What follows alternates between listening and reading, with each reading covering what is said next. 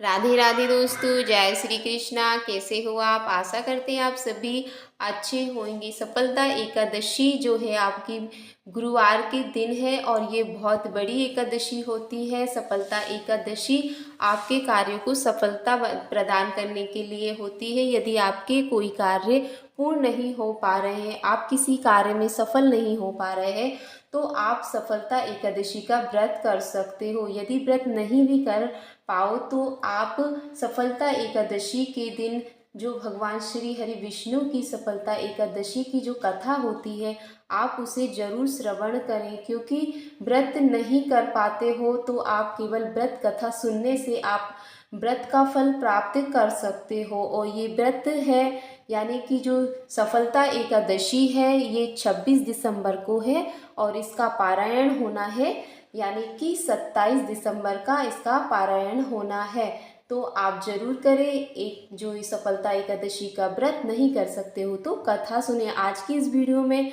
मैं आपको भगवान श्री हरि विष्णु की जो सफलता एकादशी है उसकी व्रत कथा सुनाने वाली हूँ। आप जरूर सुनिएगा। यदि व्रत नहीं भी करते हो तो कथा सुनना ही हमारे व्रत के बराबर फल प्राप्त होता है। तो आप व्रत नहीं भी कर सकते हो तो कथा का फल प्राप्त कर व्रत का फल प्राप्त कर सकते हो। तो आज की इस वीडियो में हम आपको भगवान श्री हरि विष्णु की सफलता व्रत कथा सुनाते हैं। बोलिए भगवान श्री हरि विष्णु माता लक्ष्मी जी की जय। पौराणिक कथा के अनुसार चंपावती नगरी में एक महिषामान नाम का राजा राज करता था। उसके 4 पुत्र थे। उन सब में लुप्पक नाम वाला बड़ा राजपुत्र महापापी था। वह पापी सदा पर स्त्री और वैश्यागमन तथा दूसरे बुरे कामों में अपने पिता का धन नष्ट किया करता था।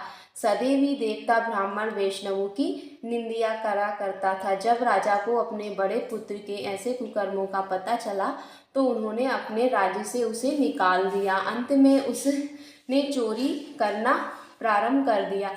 चोरी करने का निश्चय किया। दिन में वह वन में रहता और रात्रि को अपने पिता की नगरी में चोरी करता। प्रजा को तंग करने लगा, उन्हें मारने लगा, कुकर्म करता। कुछ समय पश्चात सारी नगरी भयभीत हो गई। वन में रहकर पशु को मारकर खाने लगा। नगरी और राज्य के कर्मचारी उसे पकड़कर लेते किंतु राजा के भय से वे छोड़ देते। वन के एक प्राचीन विशाल पीपल का वृक्ष था। उसकी भगवान के समान पूजा करते, उसी के नीचे वह रहने लगा।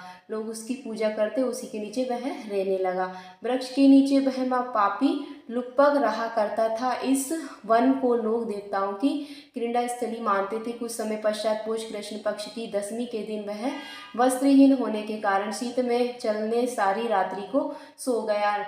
नहीं सका, उसके हाथ पैर अकड़ गए और सूर्योदय होते ही वह मूर्छित हो गया। दूसरे दिन एकादशी को मध्याह्न के समय सूर्य की गर्मी पाकर उसकी मूर्छा वापस आई। गिरता पड़ता वह भोजन की तलाश में निकला तो मारने से वह समर्थ नहीं था। अतः पैरों के नीचे गिरे हुए फल उठाकर वापर उसी पीपल के नीचे आ गया। उस समय तक भगवान सूर्य अस्त हो चुके थे। वृक्ष के नीचे फल रखकर कहने लगा, हे भगवान, अब आपकी ही अर्पण में हूँ, फल आप ही तृप्त हो जाइए। उस रात्रि को दुख के कारण रात्रि को नींद भी नहीं आई। उस उपवास व जागरण से भगवान अत्यंत प्रसन्न हो गए। उसके सारे जो कष्ट थे वो दूर हो गए। दूसरे दिन प्रातः अति सुंदर घोड़ा उसके सामने आकर वस्तुओं से सजा हुआ उसके सामने आकर खड़ा हो गया। तो ये फल मिला उसको, यानी कि उपवास करने से, जागरण करने से भगवान अत्यंत प्रसन्न हो गए। भले ही उसने ऐसी निंदा कर कर, ऐसे दुष्कर्म कर कर उसने उपवास किया, यानी कि जागरण किया, उसके सामने आकर खड़ा हो गया। उसी समय आकाशवाणी हुई और हे राजपुत्र श्री नारायण, कृपा तेरे पाप नष्ट हो गए। अब तू अपने पिता के पास जाकर राज प्राप्त कर। ऐसी वाणी सुनकर वह अत्यंत प्रसन्न हुआ और दिव्य वस्त्र धारण करके भगवान श्री आपकी जय हो कहकर अपने पिता के पास चला गया। उसके पिता ने प्रसन्न होकर उसे समस्त राज का भार सौंप दिया, वन का रास्ता लिया। अब लुप्तक शास्त्रानुसार राज्य करने लगा। उसके स्त्री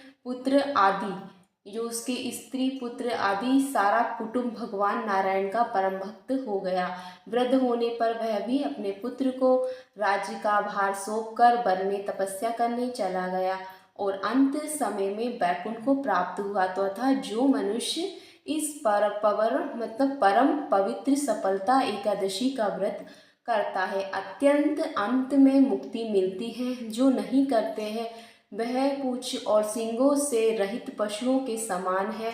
इस सफलता एकादशी के महोत्सव को पढ़ने में अथवा श्रवण करने में मनुष्य को जो आश्रित है यज्ञ का फल प्राप्त होता है।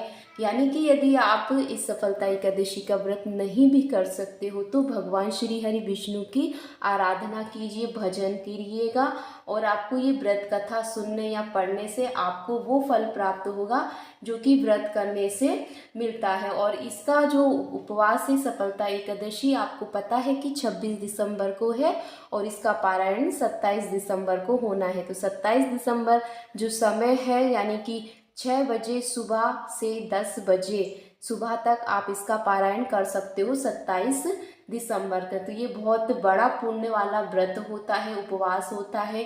इसकी आराधना करने से ही आपको हजारों यज्ञ का फल प्राप्त होता है। तो आप जरूर करें। यदि व्रत नहीं भी कर सकते हो तो आप भगवान श्री हरि विष्णु की आराधना करें, भजन करें और कथा का श्रवण जरूर करें। और आपके जो कार्य यानी कि सफलता, लिखा ही ऐसा है कि सफलता एकादशी ऐसी एकादशी है जहाँ पर आपके कार्य सफल नहीं हो रहे हैं, कई दिनों से पड़े हैं, बहुत से कार्य हैं जो हमारे सफल नहीं हो पाते हैं। यदि आप सफलता चाहते हो तो सफलता एकादशी का व्रत जरूर करें। तो राधे राधे दोस्तों, जय श्री कृष्ण। वीडियो थोड़ी सी भी अच्छी लगी हो तो चैनल को लाइक और सब्सक्राइब जरूर।